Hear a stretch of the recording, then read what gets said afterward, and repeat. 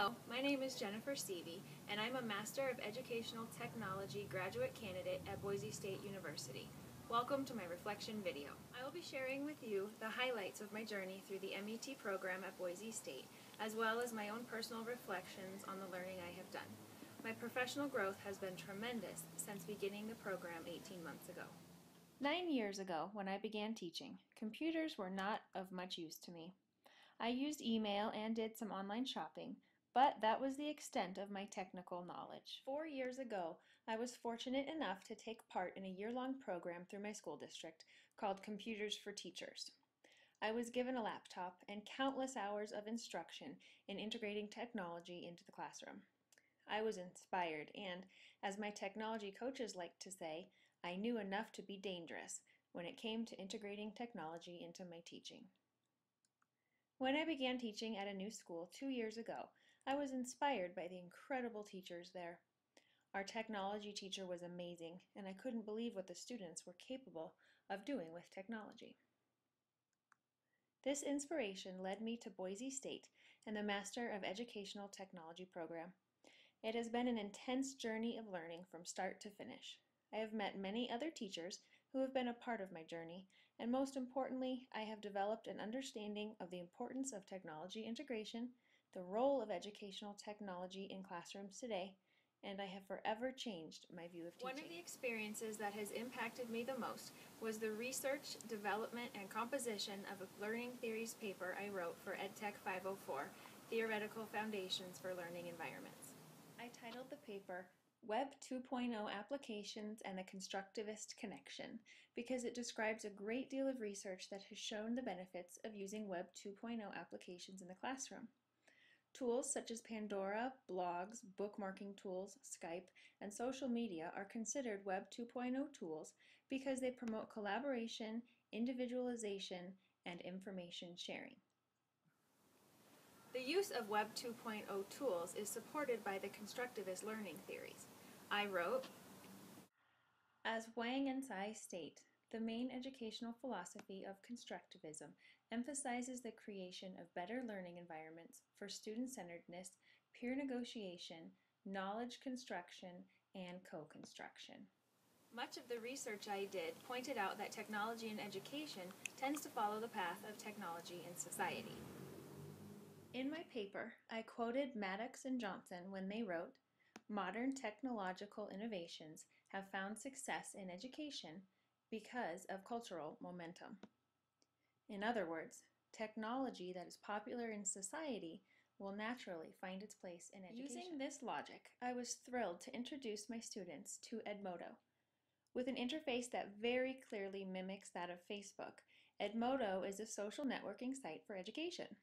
My third grade students were able to post links to current classroom topics, continue discussions we began in the classroom, and submit assignments. One of my favorite aspects of the MET program at Boise State has been how applicable the learning I have done is in my professional life.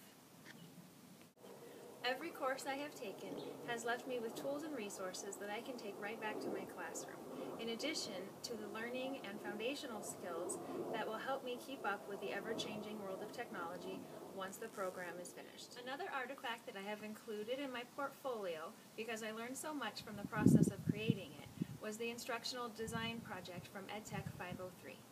The project itself is a culmination of an entire semester's worth of work as we worked through the process of instructional design while creating it.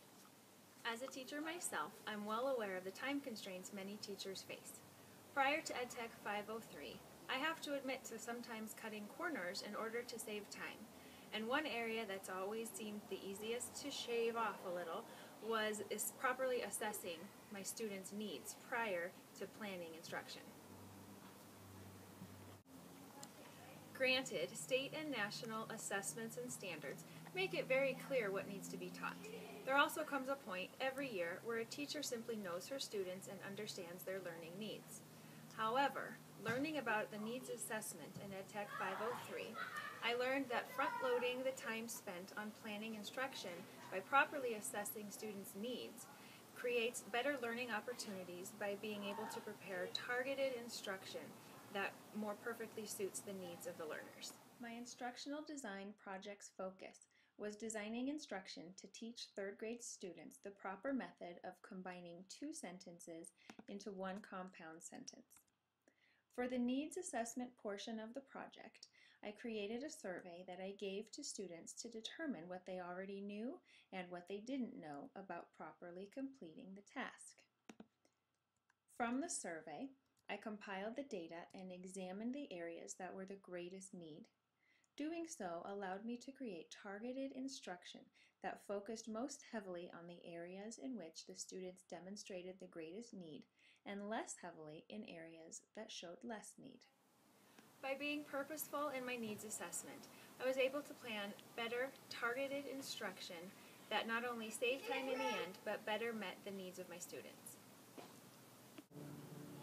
Since completing the course, I have stayed true to my learning by spending much more time up front, planning and completing the needs assessment before I ever began planning the instruction.